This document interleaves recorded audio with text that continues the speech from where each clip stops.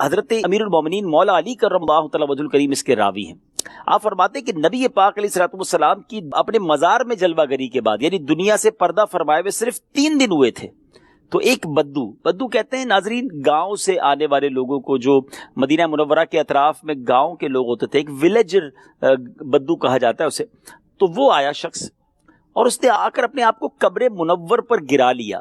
یاد رہے اس وقت یہ دیواریں اور اس طرح کا پیکنگ والا نظام نہیں تھا کہ اندر کوئی نہیں جا سکتا تھا، 3 ہی دن ہوئے تھے.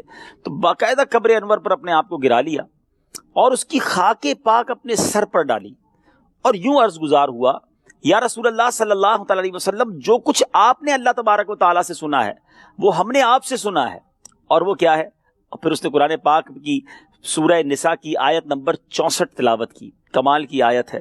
حاضری مدینہ اور مدینہ شریف کیوں جائیں، اس کا اتنا شاندار جواب ہے، اتنی خوبصورت اس کی تشریح ہے. اللہ تعالیٰ قرآن مجید میں کیا ارشاد فرماتا ہے، آئیے اس آیت کی تلاوت اور اس کا ترجمہ سنیے. وَلَوْ أَنَّهُمْ إِذْ ظَلَمُوا أَنفُسَهُمْ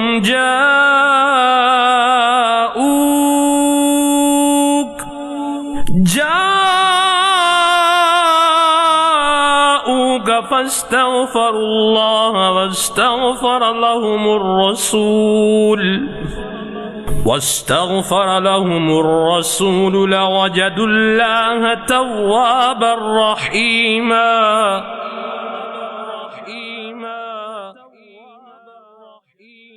اور اگر جب وہ اپنی جانوں پر ظلم کریں تو اے محبوب تمہارے حضور حاضر ہوں اور پھر اللہ سے معافی چاہیں اور رسول ان کی شفاعت فرمائے تو ضرور اللہ کو بہت توبہ قبول کرنے والا مہربان پائیں.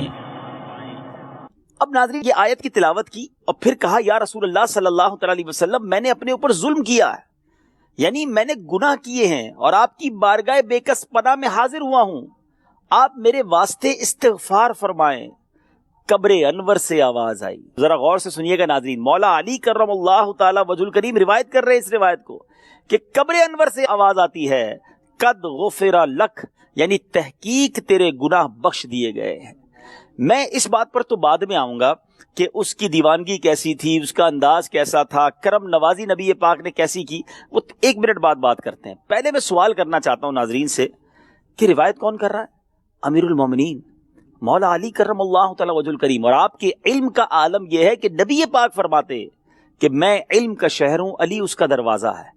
اگر یہ شخص کا رویہ، اس شخص کا انداز، اس شخص کا ایٹیٹیوڈ شریعت کے مخالف تھا، طریقہ درست نہ تھا، تو کبھی بھی حضرت علی اس روایت کو بیان نہ کرتے. مولا علی کا اس روایت کو بیان کرنا یہ بتاتا ہے کہ دربار رسول پر کیسی دیوانگی چاہیے، دربار رسول پر انداز کیسا ہونا چاہیے، یعنی نبی پاک سے کیسے گفتگو کرنی چاہیے. سبحان اللہ، یعنی صحابہ سارے یہ ایمان رکھتے ہیں کہ نبی پاک اپنی قبر انور میں حیات ہیں اور یہ ہماری بات سنتے بھی ہیں اور ہم پر کرم بھی فرماتے ہیں. اور آپ نے سنا کہ جواب آتا ہے قبر انور سے، قد غفر لک، یعنی تحقیق تیرے گناہ بخش دیے گئے ہیں. اللہ اکبر. یہ ایک ہی روایت ہمارے بہت سارے عقیدے کو کلیئر کر دیتی ہے، عقیدے کو مضبوط کر دیتی ہے، ایمان کو تازہ کر دیتی ہے. وفاء الوفا میں یہ روایت موجود ہے. اور اب بات کرتے ہیں کہ جب نبی پاک سے اس طرح کی عرضی پیش کی جائے، اس طرح کی عاجزی کی جائے تو کیسا کرم ہوتا ہے. اور سچی بات تو یہ کہ قرآن پاک کی اس آیت کے ترجمے کو ہمیں بار بار پڑھنا چاہیے کہ اس میں تو ہمیں خود کہا گیا ہے نا کہ اگر تم اپنی جانوں پر ظلم کر بیٹھو. ذرا میں پھر ترجمہ سناتا ہوں آپ کو، ترجمہ کنز الایمان. اور اگر جب وہ اپنی جانوں پر ظلم کریں تو اے محبوب تمہارے حضور حاضر ہوں اور اللہ سے معافی چاہیں اور رسول ان کی شفاعت فرمائیں تو ضرور اللہ کو بہت توبہ قبول کرنے والا مہربان پائیں گے. تو ہمیں تو رب نے بھیجا ہے کہ اگر اپنی جانوں پر ظلم کر بیٹھیں، اپنے آپ کو گناہوں میں مبتلا کر بیٹھے. تو اب یہاں علماء نے بڑی خوبصورت بحث کی ہے ناظرین کہ اگر گناہ تو رب کے کیے نا، نافرمانیاں تو اللہ کی ہیں، تو اللہ سے توبہ کر لیتے، اپنے گھر بیٹھے توبہ کر لیتے. محبوب کے در پہ کیوں بھیجا گیا؟ اللہ اکبر. سیدی اعلیٰ حضرت سے پوچھیں، وہ اس معمے کو حل فرماتے ہیں، وہ اس کنفیوژن کو دور کرتے ہیں. آپ فرماتے ہیں وہی رب ہے جس نے تجھ کو ہم تن کرم بنایا، ہمیں بھیک مانگنے کو تیرا آستہ بتایا، تجھے حمد ہے خدایا، تجھے حمد ہے خدایا.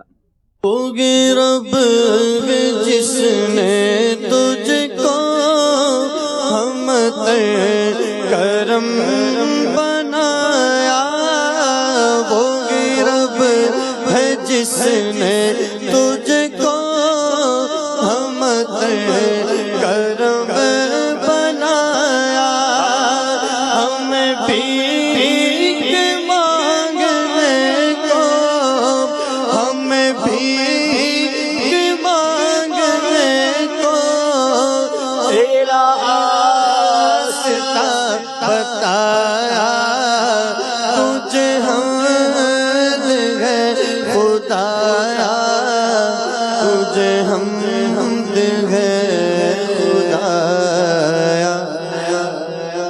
اب اس میں سیدی اعلیٰ حضرت کا کمال دیکھیں کہ کیسی قرآن پاک کی آیت کی گویا تشریح کر دی۔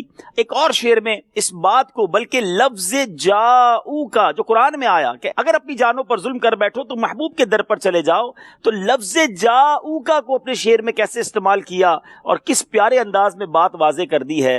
آپ لکھتے ہیں آقا مجرم بلائے آئے ہیں، جاؤ کا ہے گواہ، حضور ہم خود نہیں آئے، ہمیں قرآن نے بھیجا ہے، ہمیں رب کی طرف سے حکم ملا ہے کہ مجرم ہو گئے ہو، جرم کر لیے ہیں، گناہ کر لیے ہیں، تو محبوب کے در پر چلے جاؤ۔